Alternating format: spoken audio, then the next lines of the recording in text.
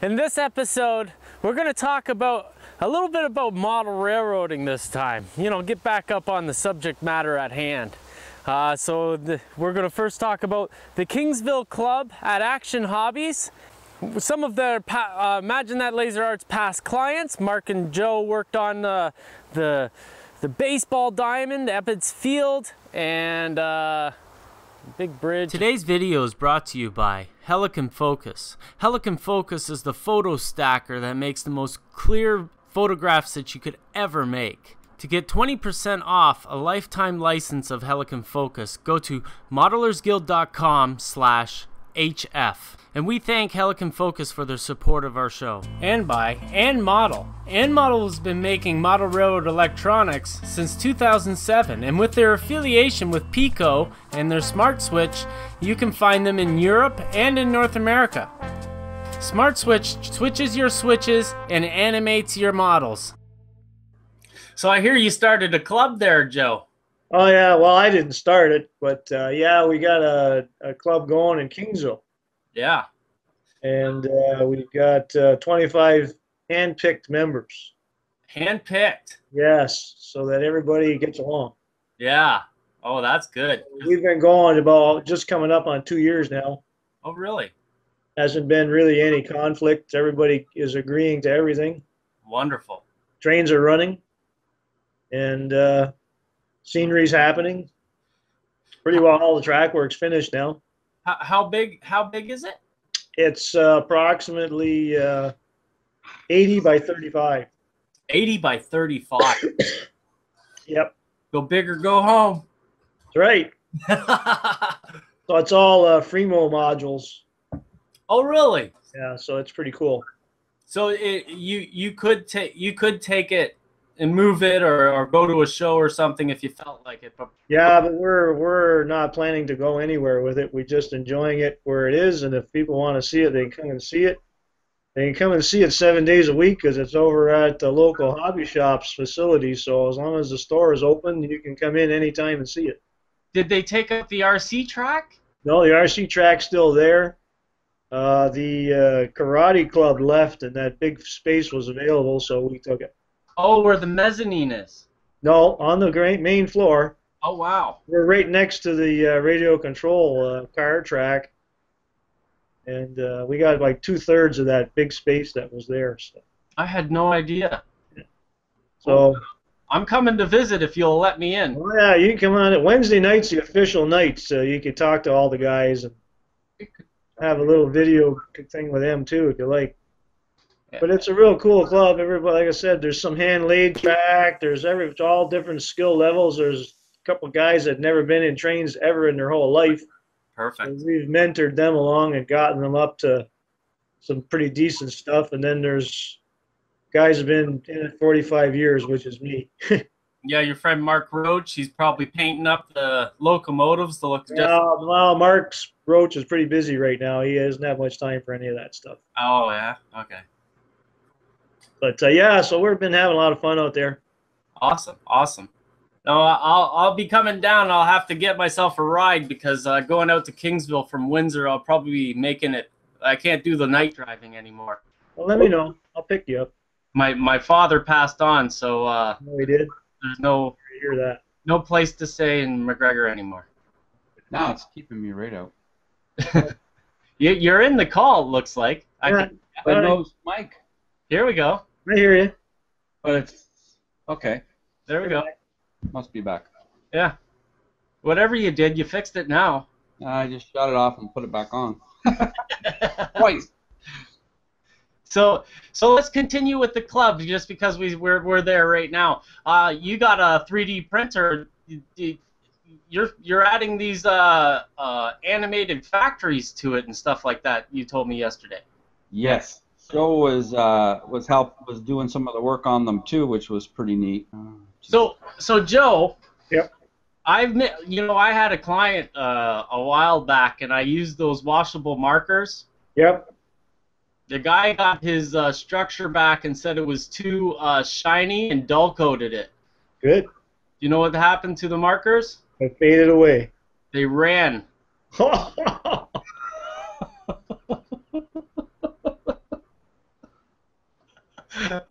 Oh, that, Wrong water markers. Yeah, that sounds like you used the wrong ones. you know, you only learn mistakes the one way. Right. Oh, you just primer it and start over.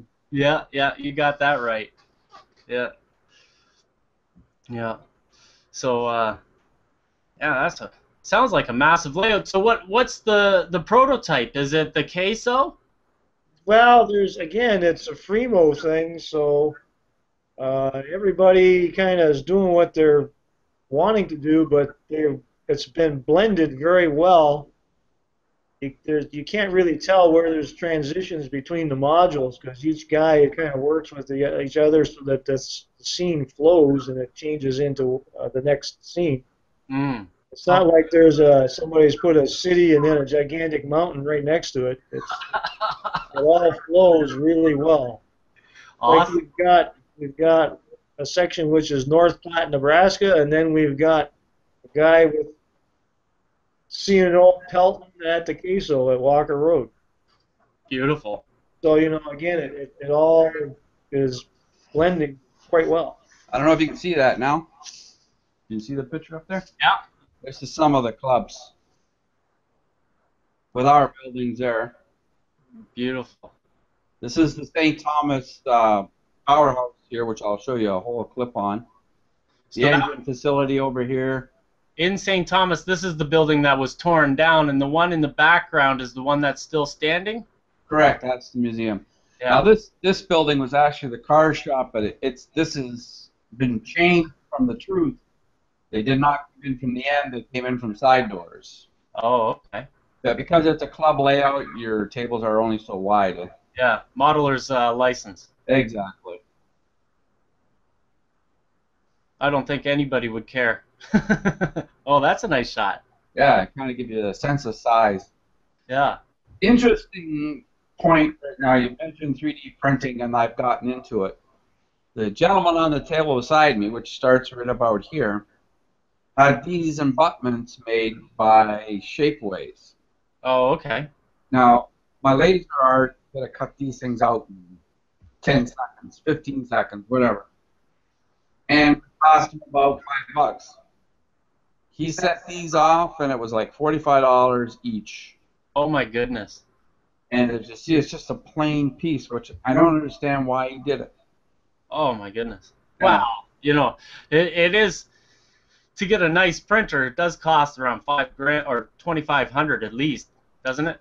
Yeah, but still, it doesn't justify that kind of a cost for a simple part.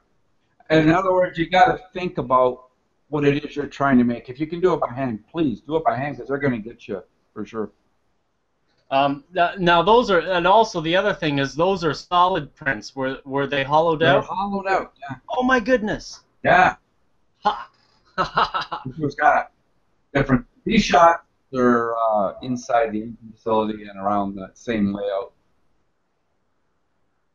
How much more I've got there. The hinges on that door on the left-hand side, were those 3D printed too? No, those. Who did I get those from? Campbell Company. Oh, Campbell's? the Tichy ones. Yeah, they're a real treat to try and put on, as Joe will tell you. Yeah, tell me about it. They look great though. Yeah, they work to a point. Yeah, fragile. A real learning curve for Joe and I. They're one part CA. Or maybe 10 parts. Yeah, really. When I click along these pictures, they may jump to something else, so I'm just kind of going through. These queso cars, I just had 200 of them ordered in special because of this project and them putting these in the museum. I had a bunch ordered up, so those are kind of cool. Very cool.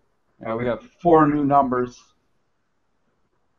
So I'm going to, in the actual video that I'm going to release, I'm going to patch in your YouTube video so that the sound comes through, because last night on our test the sound really didn't come through, and like you said yesterday, the whole, like, it really does sound like a powerhouse. Yes. with those moving parts. So if we watched your video, we wouldn't get that sound. So I'm just gonna patch it in so that you really get the experience of the moment of watching those move.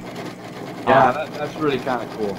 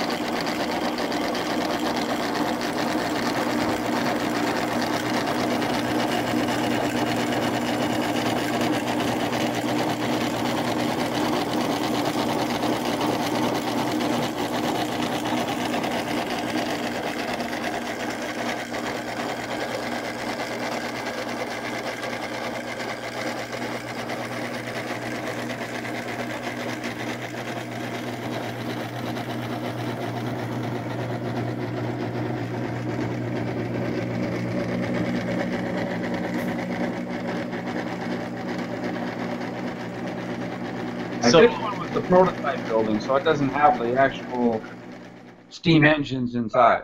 So how did you there we are waiting for them to come. Yeah. How did you paint the brick on the outside? Like yeah,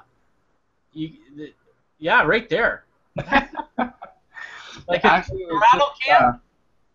Just acrylic paints, water-based paints, glue it on, and then I put some plaster, dry powder, and just smeared it with a brush, and blew it off, and there it was.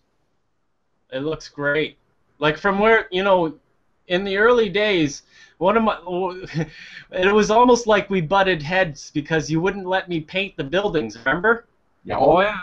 And I was like jumping from one foot to the other, but I could. Yeah. So in the beginning, I wanted the modeler to see what he was getting. I didn't want anything hidden. Yeah. And maybe in a way it may have backfired a little bit on me because, and looking in hindsight, it probably would have been better if they were colored. Yeah. They may have pushed the product farther, but I wanted the modeler to know what he was getting. Yeah. No, I understood that. You know me, like I just knew that I could accomplish something, and I just wanted to try. Yeah. Oh yeah, for sure. You know me, pushing my way through. Now, we just did that, but I'm going to take you to a series of pictures that's pretty cool, too. This is inside the engine facility. Mm. And the shots and the photo work. That looks exactly like the facility that's the museum. It is. When you walk in, which is real. Yeah, when you walk into the big building, this is an exact picture. Anybody who's been to St. Thomas, Ontario, and walked into the ECRM, that's what you see. All you need is a guy with a lifesaver train table with a big white beard. That picture is pretty well. Yeah. Wow, actually, these are so good because you walk into that museum, like I can picture all those parts. Yep. Getting that interior color was really interesting to get it to match. So the St. Thomas, they just bought the Michigan Central Station. Well, not just, but within the last 10 years, 5 years. Yes. Yeah, 5 years they bought the Michigan Central Station and are renovating it. They're thinking about putting a layout in there, or they are putting a layout in there? There's been rumored, yes, up on the top floor there in the east second floor area where it's wide open. Oh, wow. There's talk of it. Yeah, Is this up on the screen? I went there a few years ago and went underneath the caution tape and took a tour of the whole place. I bet you it looks a lot better than when I seen it. This picture you're looking at here, it's got one of my 3D printed Bridgeports in it right here. Oh, cool. Yeah, that was the first attempt on my printer. And those are... There they are. It's pretty rough on my first attempt. Holy smokes. Yeah. Make a couple of those for me, would you? They are kind of neat. In a way, when you look at them, it kind of looks like the wiring come out of the back. Yeah, it does. But from a distance, they look really good. They do. When you get that close up, it kind of distorts sometimes. Oh, yeah, that's what they always say, you know. You stand Yep. back from your painting and squint. Yep. Yeah. So, I think a project that the viewers would love to see would be the O scale. There's a shot for you. Oh, look at this. Look at this. Now, I finished my engine terminal. You know that, right? Yes. Looks good. Let's see if I could share some photos of mine. For you. Well, for Joe, because I don't know if Joe's seen it. No, I haven't. So I go to there, follow my own routine.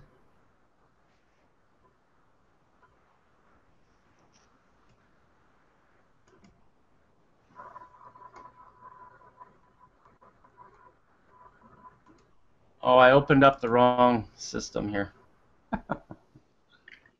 I got the same problems here. Well, once you get under pressure and it changes. Yeah, yeah. Okay. Got that open. Then I share this. Screen share. You see that, Joe? Yeah, it looks really good. Yeah, I took out all that scratch-built track and I put in some. I found it's actually brass track. That's good. Because it's always meant to be a prop, right? Right. So the trains do run on it. It's just that, you know, and the scenery products are brand new stuff that's coming out to Scenic Express this year that I got the chance to try out. Mm-hmm. There's the new Imagine That Laser Art building that Nick designed. Yes, very nice. In the background.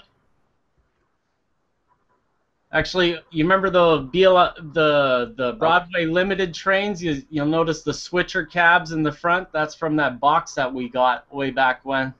Oh, yes. You remember those? I do. Actually, you've got a box full of tenders, don't you? Or is that on the layout, the club layout now? I'm not sure where that went to. And there's your the panel board. See, I made a video about using that foam board. Yep. And I credited you guys for that. How I made the concrete there on the bottom. That was a Brian Fletcher thing. Oh, was it? Yeah. Oh well, I'm gonna keep it with you guys because you guys are the ones who showed me.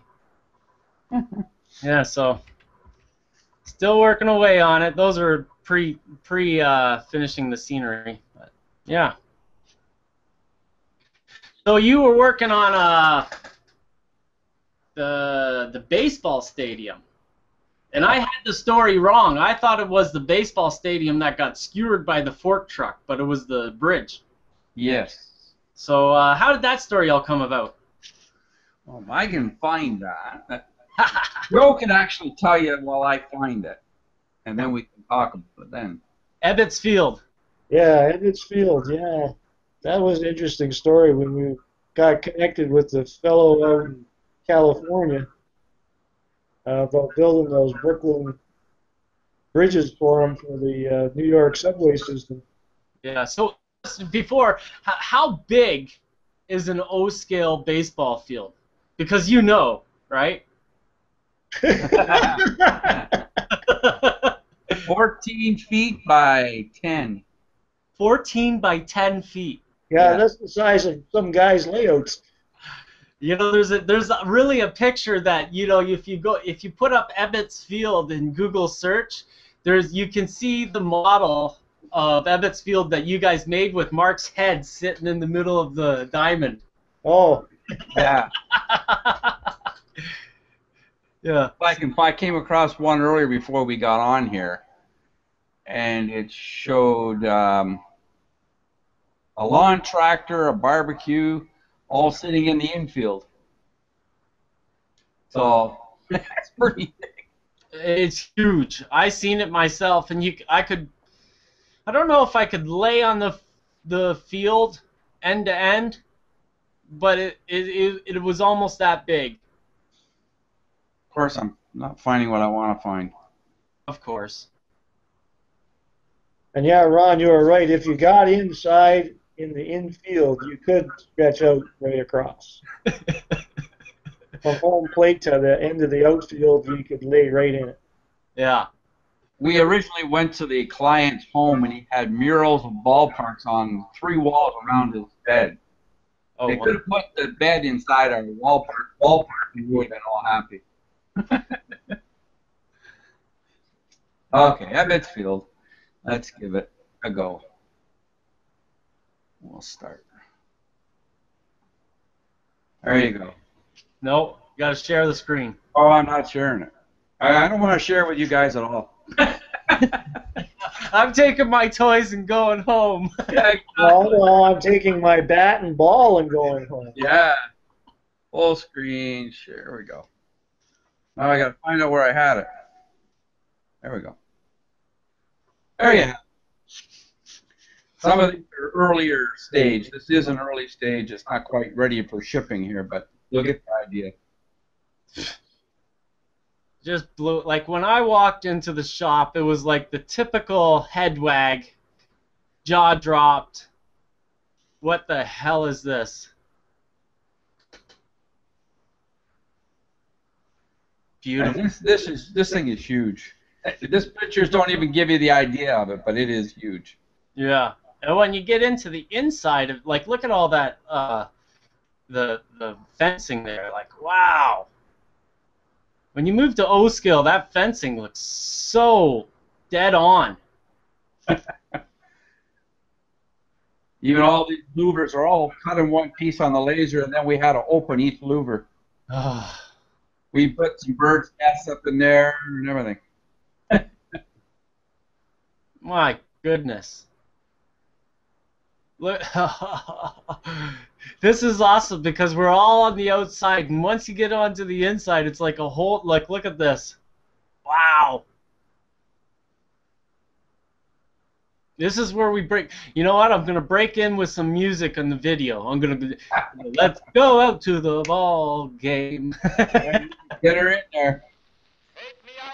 Wow. Now that fencing, if I can do this. I want to move in. I don't know if it'll let me. No. I did it, yes. Oh, I know what I did. There we go. Look at that. Now that fencing, if you look, it's all hand tied in there. Here. Yeah, and we were speaking yesterday, you have to tie it because you really can't hide glue when it comes to wedding veil. No. It just becomes a mess, no matter what glue you try. We had Mark Roach working with us, and he started a piece of fence and said, "What do you think of this?" I said, "Hey, that looks great." Joe looked at it and says, "That looks great. You got to do the whole park now, Mark." Then he stopped. I knew that was. I knew where that was going. As well as inside, you'll see all the brass rails when we get inside. Oh He my! picked one and he said, "This looks great." And I said, "Good. There's a whole park they're going." My goodness! But he had a production line over there, and away he went. Yeah, all the seats, Yeah. all the in those lights. There's where your head popped through. Yeah. 31,000 sheets, every one of them fold up and down. You know, I thought I had it hard with building all those Albany towers and the windows.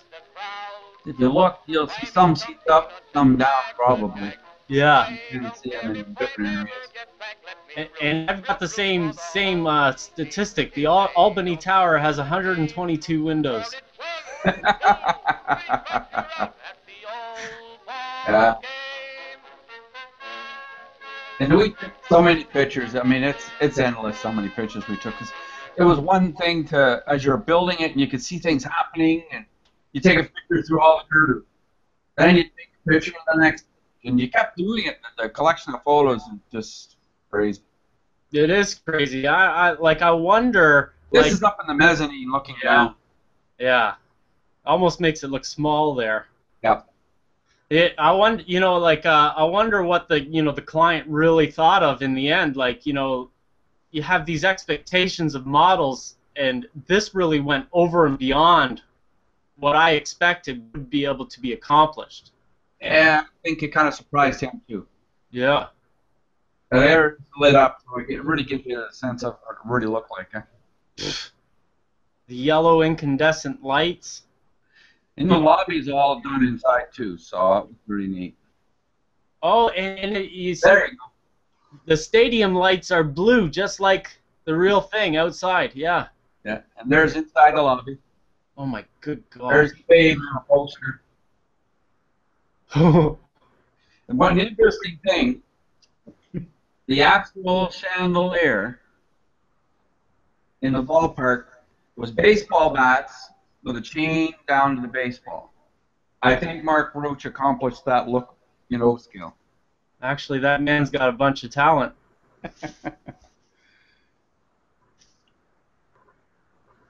Wow. Gives you the sense you're there.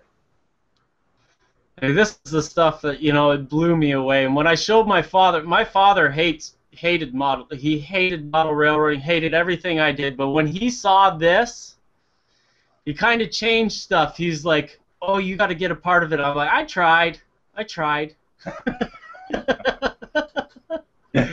We even put our own hamburger and hot dog stand. Yeah, look at that. Yeah. Oh my goodness. This was interesting putting this together, because this is exactly the same as the real sign was. When there was a hit, the H on Schaefer Field would light. So did ours.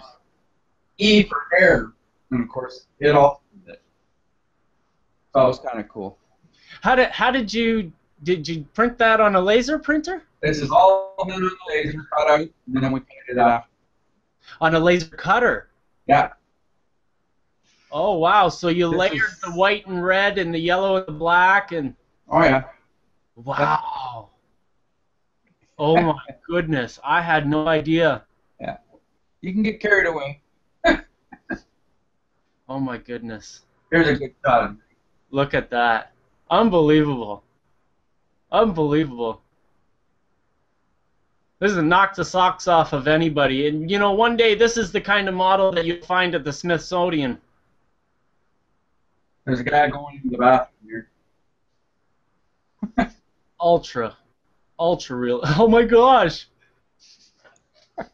As you're standing in the middle of the field, are you not? Yeah. Holy cripes! You take the walls out in the background, put a starry sky, and you've got yourself some ultra realism. Yep. That's why I said it.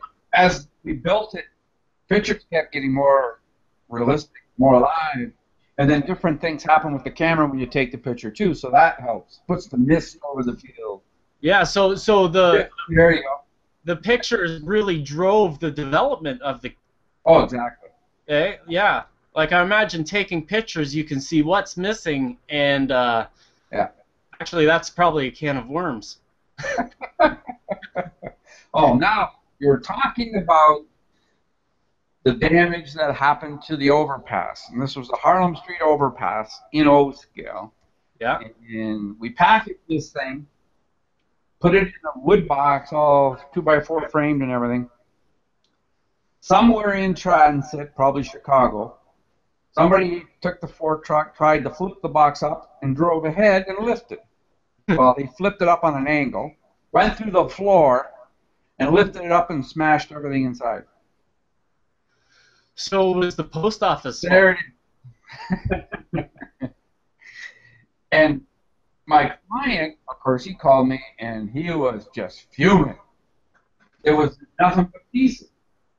And I said, what are you talking about? It was a wood box. Nothing's going to happen to it. But the fork truck came in, and it came through the floor like down here. Yeah. One of them did this, and one came through here, and he lifted. It just went bam, bam, bam, bam, all the way through. And like I said, it was just a pile of junk inside. So I told him to get it all in the box, set it all out, take some pictures, because I couldn't believe it. So Joe and I both looked at it and shook our head. Both in just shocked. But then we started examining it. And I said, you know what? It broke where it should break. If it was under big stress or an earthquake. Ah. And then we started looking closer. We can put this back together in about a couple of days. Yeah. This isn't that bad. So we armed ourselves with a whole pile of rerun laser parts, headed to California, rebuilt it in 4 days. Oh, wow. Got the contract to build another bridge and the ballpark.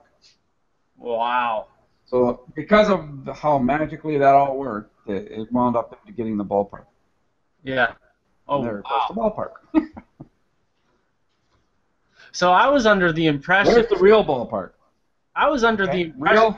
Real, old, new. Exact.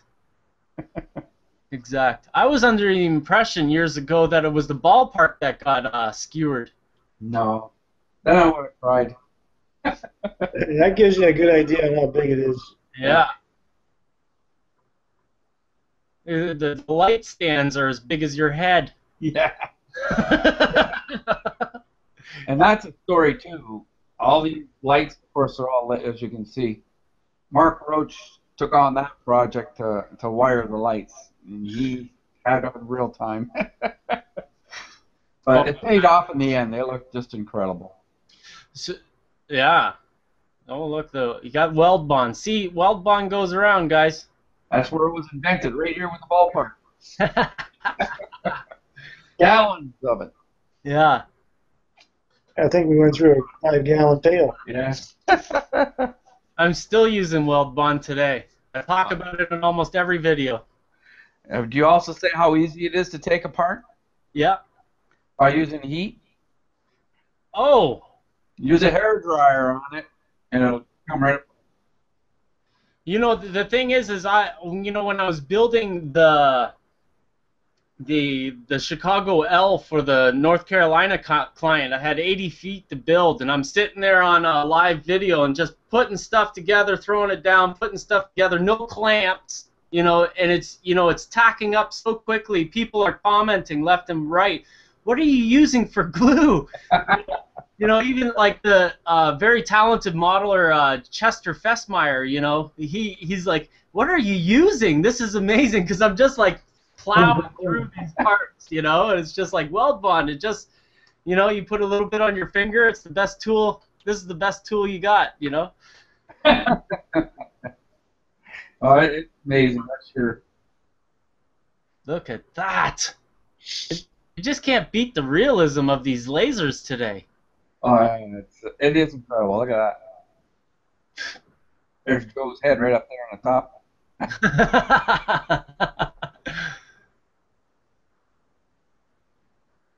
There's some pictures that, and right now I'm at a loss of knowing where exactly they all are, but some of them are just so high realism is incredible.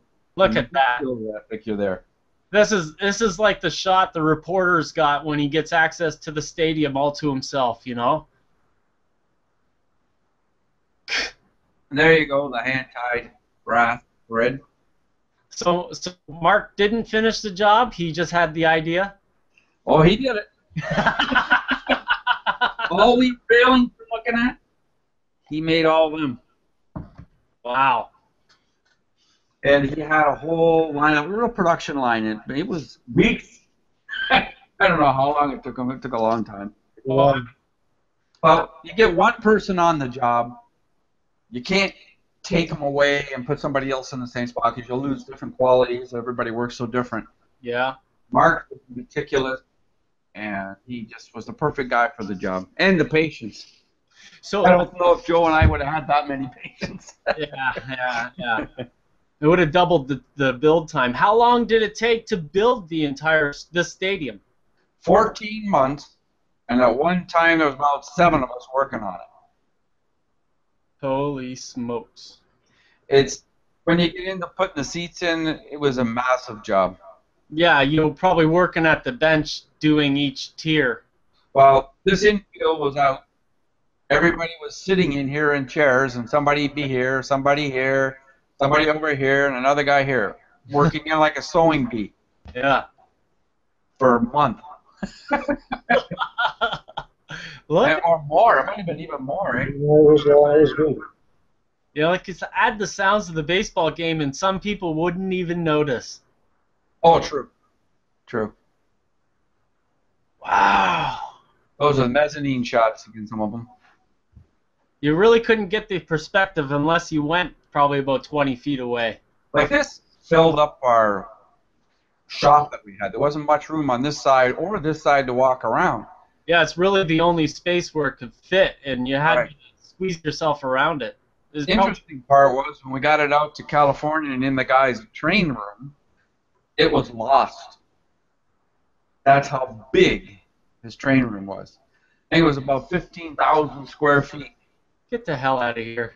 Yeah. How many pieces did this break up into to get shipped?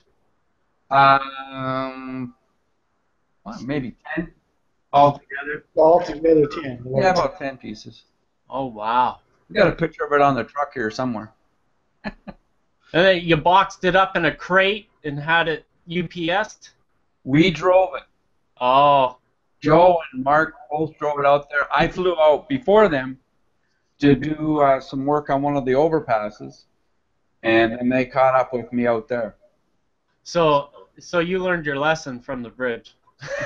Yeah, we didn't trust anyone. So Joe got to take the rented truck out on Bonneville Salt Flats and see how fast it would go. Yeah. He did. He actually did that.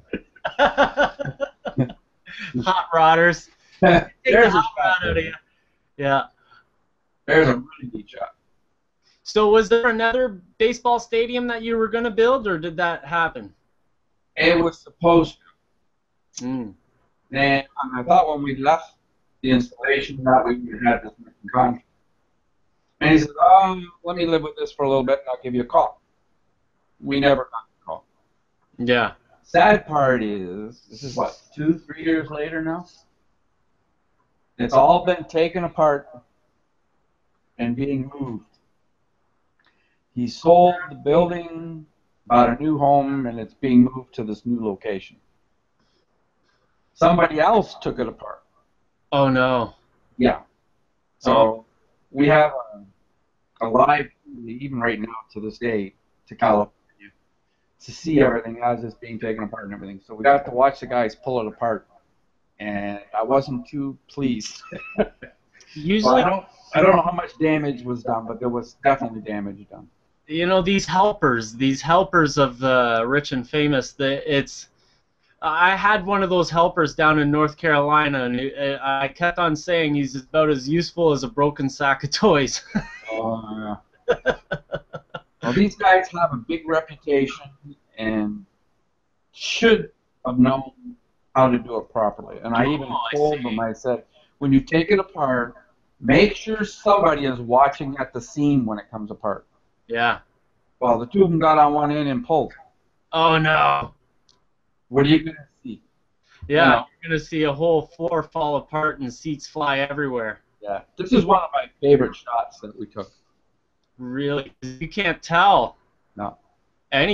Like, maybe in the top right corner is the only section where you could pick out something that's out of place. Well, actually, I think that's not out of place. I think that's the light bar. Up here? Yeah. I think that's where the lights were up there. Wow. The only thing that's missing in that photo, Ron, is the spilled Coke and the popcorn on the ground.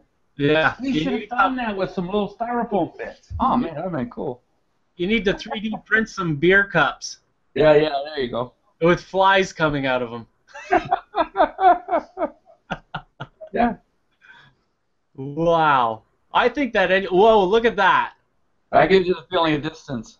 Holy smokes. Now Go up in the nosebleed section. there's a photo that you cannot pick out if it's real or fake.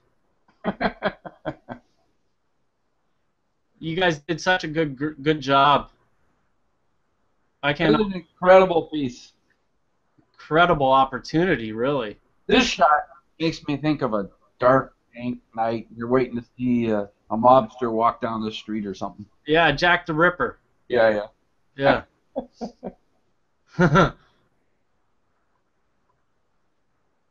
Wow. Yeah, that's forever and ever. I'll always have the folder of pictures, and I'll share it with people. This is something that I seen in real life, and one day you're gonna see it in, you know. I think that this is probably one of those models that'll make it into the Smithsonian. If it is repairable. Hey, maybe there's an opportunity to build another one. Maybe I've got a chance. There's some more pictures here. Wow. We're going to start right here. There's a shot. Look at that. This is not too long before we take it apart, and it might be just hours. An hour. Yeah. Shipping. Whoa. What's neat is it gave you the opportunity to get right up tight because we took the infield out. There's the guy with the cigar. Right here, yeah. That's the Yeah. boss. No. Look at this. Look at that. Yeah, I don't care who you are. You could be Tony Coster, and you'll be slack-jawed and shaking your head just at viewing these photographs, let alone seeing it in real life. So what are you? Stop for you. Yeah. Right back. There's Mark Roach. Yeah, Mark in the background. Yep. Couple old guys up front. So thanks for watching this episode. In next episode, we're going to continue on with more model railroading content.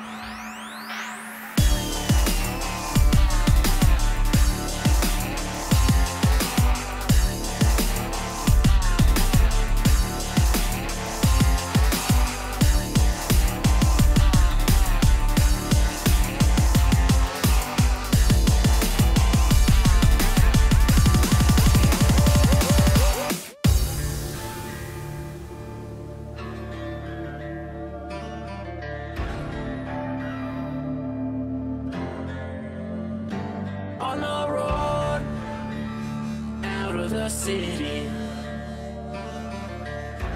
gonna leave my past behind. I will stand, take no pity.